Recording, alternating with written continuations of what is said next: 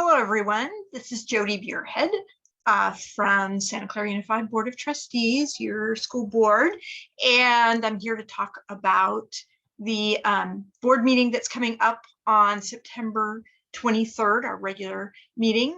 So let me show you around that agenda so you can be involved and know what's going on. So I've shared my screen with the agenda.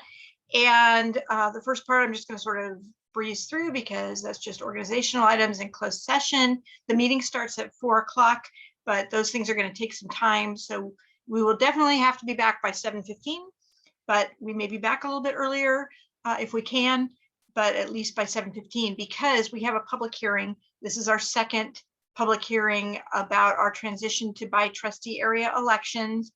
After this, the demographer is going to go off and start drawing maps of what the trustee areas are going to look like because we have to switch to this based on state law.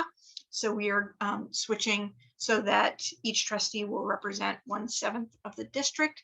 And this is a time at the public hearing for you to talk about if there's areas of the district that you think should be kept together or separated. So if you have a couple of neighborhoods that you want to make sure stay in the same trustee area, so you're represented by the same trustee because you have like common interests between these different areas, then that might be something you want to raise. Or if you think there's a natural boundary like a creek or a big, Highway 101 or something, you can mention that during the public comment period of this public hearing and give us input about how to draw these maps. Because then the trustee areas have to be about the same size. They're with very close to each other in terms of population, and they're just going to be drawn in sevenths.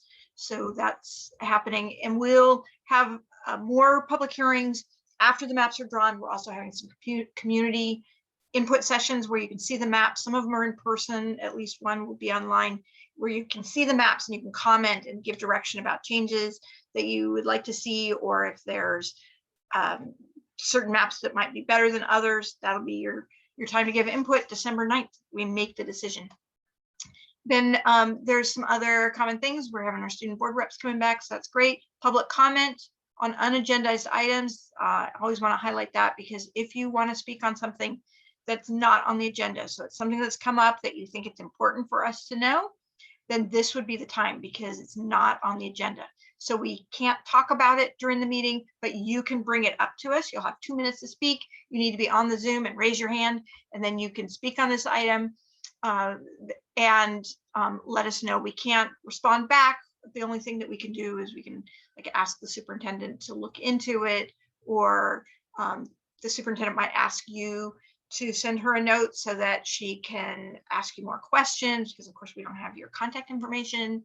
So there's this is a time for things that are not on the agenda.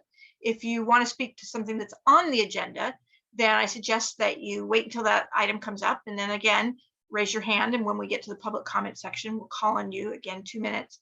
If you can't wait until later, you can also, there's a spot here, public comment on agendized items, so you can speak then about something that's on the agenda but happening later.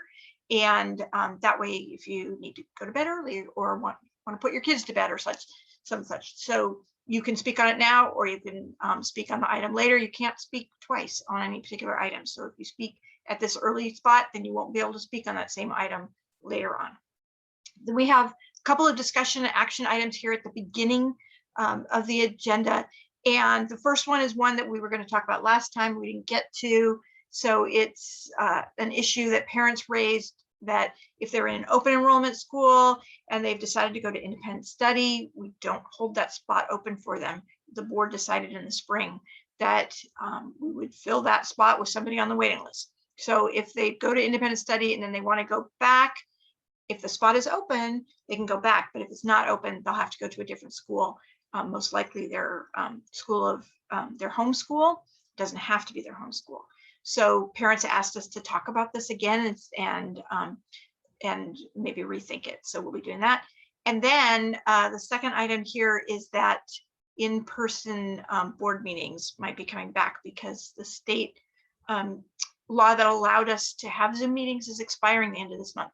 So we need to talk about what's next in terms of in-person board meetings.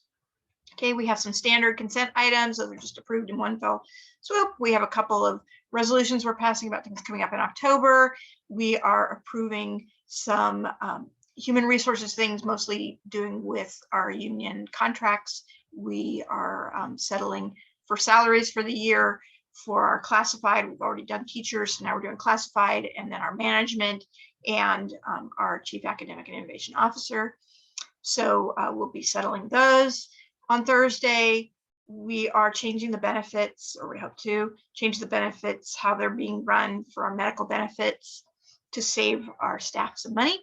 So that is coming up here. And we are also, we need to pass a resolution so that we can get our licensing for our new preschools at our new Agnew Elementary School. So that's happening here. Note that all of these items that have a what looks like a piece of paper here, that means there's an attachment. So you can click on these items and bring them up, and then down here, you know, there's some description, and then down here are the attachments, and you can click on them and download them to your own computer, so you can read you can read everything that the board is getting. It's all down here. We have a couple of information items. So as usual, I've asked for a COVID-19 safety report, an update about how it's going. We get reports from our union presidents every meeting. We've asked for a report on independent study and see how that program is going. And then we're getting an update on how our summer program went, because we put more money towards that so that we could make sure, you know, some of them more academic to bring kids up, you know, credit recovery in the high school, or just reinforcing concepts in the younger grades. Some of them were just more elective type of classes, just to get kids back into the routine of being in a school. We have a new job description here. Then we have a few discussion items. So the Wilcox tennis courts are currently closed because they're not safe, and we need to figure out how we're going to move forward with getting those repaired. So there was an idea floated a few months ago. It wasn't quite right. There were some funding issues, so it's coming back to us for another try, and we'll see if we can work out the funding and timing for that program. And then we have an item here on continuing public access to our board meetings, because even when we go back to in-person, we've noticed how much more participation there is from the community and, you know, parents, staff, and the general community to our board meetings. So we want to see what we want to do to continue those. And similarly, if we want to do some of those things where we continue once we're back in the boardroom, we're going to need some technology upgrades. And there's several different options, all different price points. So we want to decide what we want to do going forward, what kind of experience we want to have for you, so you can continue to participate from home. And that's basically the meeting for Thursday, September 23rd. If you have any questions or comments, I'm always open. You know, to listen, Jay Muirhead at susd.net, or you can find me on Facebook or Twitter. And please reach out if you have suggestions or questions, comments. Let me know. Okay, thanks for watching. See you next time.